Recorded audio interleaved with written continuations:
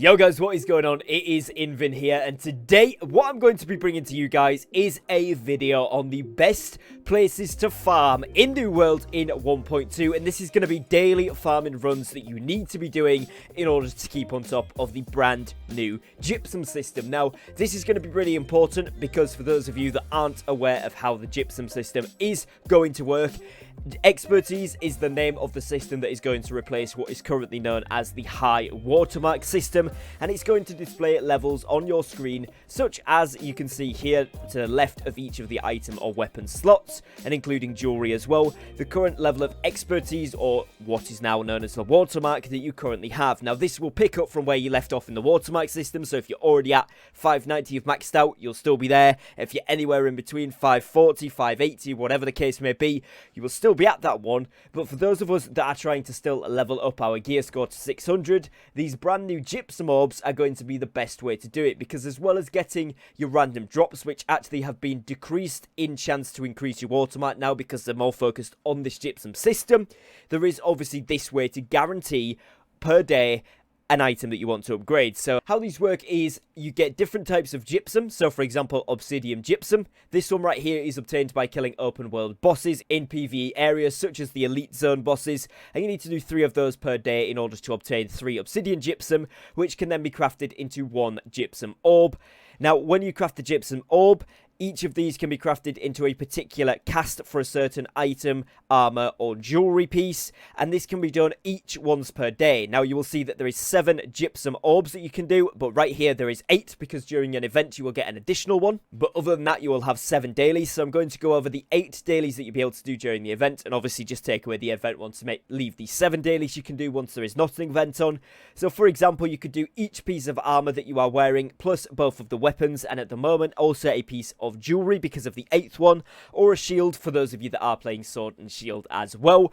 And you can do this once per day for each thing, or once per 18 hours I should say for each thing. So for example, you could craft 1 chest gear cast, then you could do 1 footwear, then you could do 1 great axe, then you could do 1 hatchet, but you could not do multiple of the same item as far as we are aware at this point. Whether that'll change going forward, we'll have to wait and see, but at the time of recording this video, just before 1.2 goes live, that is how the system works. So what I'm going to be explaining to you guys is how you get each of those, like I said, the Obsidian gypsum there, and then I'm going to show you guys where my best farming spots for those will be. So like I've already explained the Obsidian one, we're going to go onto the map, and I would say the best places to do this are, of course, either Requarter down here at Siren's Stand. This is a really good location. It's got some nice things that you can grab from here, such as the fancy shells, which of course can be crafted into the arena key to face the Siren there, which is another thing we will get onto soon, but of course also has the rest of the elite area loot. You will now know that Ebon Scale Reach has been buffed in this update, which means that this area down the bottom here, sort of the North Shrine area, has been buffed to be a level 66 zone, which means this also now has the highest level elites in the game, joint with Merkgard, and has the same amount of chests as Merkgard has, which is really important because that does mean it's going to be a very popular spot. It has the bosses that you're able to do in order to get the gypsum required, and will be one of a fan favourite, I'm very sure, once this update goes live. Now, of course, you've also got Malevolence, which was buffed with this upgrade, which will be around here on the map. And you are able to go into Malevolence. Again, that has now been upgraded to a 66 plus area, so you will be able to get the maximum tier loot and watermark or new expertise from this once it does drop, and of course be able to kill the bosses in there for the loot. And of course you've got the areas in Great Cleave, which you can do, such as Mangled Heights. And finally, last but not least, the Shattered Mountains areas. So of course you have the little village type area down the bottom here, you have the mines over to the left, and you have Merkgard up the top. Now, what I would recommend in terms of doing this, I would recommend getting a corrupted weapon or corrupted bane weapon, or a dexterity-based weapon, or indeed a weapon with an arcane gem on. That is because they do more damage against corrupted, and one of the other gypsums that you need to craft is by clearing breaches. So you need 7 amethyst breaches. You collect 1 of each amethyst gypsum by clearing a breach, so essentially you need to clear 7 breaches. So I would certainly recommend doing that. If you get a corrupted or dex weapon, or like I said, an arcane gem there that do more damage to corrupted, you will be able to do more damage to all of the enemies in the mines, in Merkgard, and of course if we scroll back down to Ebon Scale Reach, they are corrupted as well. And those are going to be basically the top three ones that I would recommend. With this, you'll be able to see in Shattered Mountains, you could easily clear 7 portals, even if you just wanted to do the small ones. At both the left side and, of course, the right side, there's a huge abundance of those high-end level 60+ portals. And because, obviously, Ebon Scale Reach has been upgraded now as well, you will see that these are level 66 ones. So they have been upgraded to level 66, not just 65+, so bear that in mind as well.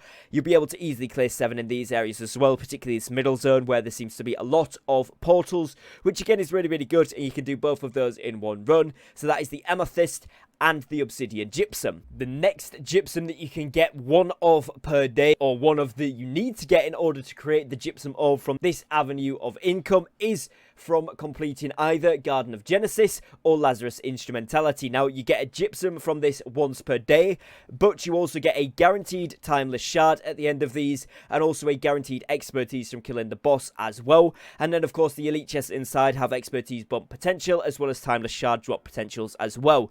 So, obviously, you'll see Lazarus Instrumentality, which is in Reekwater here, and then Garden of Genesis, which is over here in Eden's Grove as well. Both of these locations are going to be really, really good, and again, in order to farm the components for this, it is going to be essential that you get your stone cutting level up to 200 in order to be able to craft them, and buy any cheap materials as they come up on the marketplace for crafting these keys, as they are going to be absolutely vital to try and do daily, or every other day at the very least if you can't, but I would certainly recommend doing them daily if you can, and that is certainly going to be something you're going to want to farm. Now, in terms of the materials for these keys, of course, you will need Genesis 1, you need Rune Stones, and you need 10 for the Lazarus 1 as well. Lazarus 1, they're costing just a little bit more than the Genesis 1. You do need an Asmodeum Chisel for both of those, which can be bought off the faction vendor. And with the Rune Stones, you are able to craft those in the stone cutting table. You'll need 5 Obsidian Void Stone per one. You'll need 1 Obsidian Sandpaper and 1 type of Lodestone. It can be any elemental Lodestone that goes along with that. And of course, you will be able to make these Obsidian Void Stones by doing Lodestone bricks, Lodestone, the block itself, then the elemental lodestones, and some sandpaper. Again, as you're leveling up, you'll probably craft a load of these, so just make sure that you do save them for when you get onto runestones. They do have a daily craft limit on as well, so do be aware of that. You can only craft 10 per day, but of course that is enough to do either a Genesis or a Lazarus one. Either way, that works. Now, if you do a Genesis one, remember you'll have 5 for the next day, so you can either automatically do another Genesis, or you can do a Lazarus plus a Genesis, etc, etc. You get the picture. Like I mentioned there, the Asmodeum Chisels are from your faction vendor, the tier 5 one, and then you will need 3 corrupted lodestones or 2 corrupted lodestones, respectively. These are done from the portal, so again, when you're clearing the breaches for your Amethyst Gypsum, it's going to be really worthwhile getting those caches, because you do, of course, need these corrupted shards, fragments, crystals, and eventually these lodestones, which do go into the keys. And of course, then you need Genesis cores or Lazarus cores. Each of these are again crafted further up here. You guys will be able to see that you will need earth totems for the Lazarus one, as well as glowing spores, the undying and elemental hearts, which can be crafted in here. And then for the Genesis one, it is the corrupted runes and the molten runes. So what I would recommend is that you guys are doing your daily runs in order to get these before the update goes live. And of course, once the update goes live, you're doing these daily to try and get as many as you can. Purchase any cheap ones, like I mentioned, off of the auction house, and go ahead and craft them. Now, the next thing here is actually going to be the Citrine Gypsum, which I'll show you guys back on the machine in a moment. You need 1, and it's from the arenas. So while we're here as well, looking at the Protectors, the Manicious, and the Siren Tuning Orb, again, all of these, you need glowing swamp moss, you need fire foxes, and you need fancy shells, which can all be obtained from the elite zones, respective of where the arena is actually located. So, for example, the Siren's fancy shells are found in Siren's Stand. You'll also need the Star Metal Chisels, you'll need Runestone, and you will need Energy Cores for this, which all can be crafted in here, like I mentioned before. But again, you will need to craft the elite zones in order to get these, or again, try to buy them when they do go up for cheap on the marketplace. And of course, as you guys can see back inside the Gypsum kiln here, that 1 Citrine Gypsum will get you a Gypsum orb. Now, moving back up to the Emerald one here, these are found in the trade skill Aptitude containers, so you will be wanting to make sure when you go into your trade skills, this can be any of the trade skills at all. It doesn't need to be crafting, refining, or gathering specifically. It can just be any of them.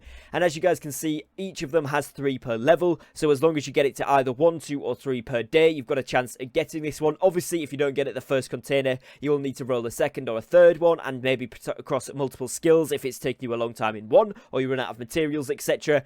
But these are fairly easy to obtain. You should get it within the first 2 or 3 at the very most, and then you are able to craft a Gypsum orb straight away from those ones there, which is fairly easy to do. And all you need to do to get these levels up in order to obtain these caches and in turn the Gypsum orbs is, of course, just continue to level up the skills. So if it's the gathering ones, gather more stuff, refining, refine it, and of course crafting, craft more items at a skill that you already have at level 200. Ruby gypsums are actually obtained from the caches at the end of the Outpost rush. They're not actually given inside the caches now, they're given alongside it as a reward to obviously avoid any kind of backpiling or stockpiling of these. But you just need to complete 2 Outpost rush games per day. You don't have to win, you don't have to lose, it's just complete 2. You do have to play the full game out in order to get it, because you need the rewards. And then once you've done 2 of those per day, you'll be able to farm them up. That's fairly self-explanatory, don't really want to go into too much depth about that. Just play 2 Outpost rush games. If you've got a smaller server, I'm sure a lot of players will be encouraged to do this when this comes out for that exact reason. So hopefully this will allow most of the guys watching this video, most of you, to be able to actually get these 2 per day. But if not, hopefully 2 every other day at the very, very minimum, because it would be very nice. And don't forget, server mergers are just around the corner if you haven't already had yours. Now, moving on to the next gypsum here, it is diamond. These are obtained through the event ones. So currently, you can go up to any settlement. The middle of them has a Christmas tree. You go and interact with that tree, and it gives you a present. When you unwrap your first 3 presents per day, as you can see, I've got 1 now because I did the one in Reekwater. You are able to gain a diamond gypsum per time. 3 of these, like I said, will give you a lockbox, and it contains the gypsum and also 100 coins. So you get 300 coins and your gypsum orb from doing that. Very, very easy. Every single player, regardless of level, you have to be level 60 in order to craft these.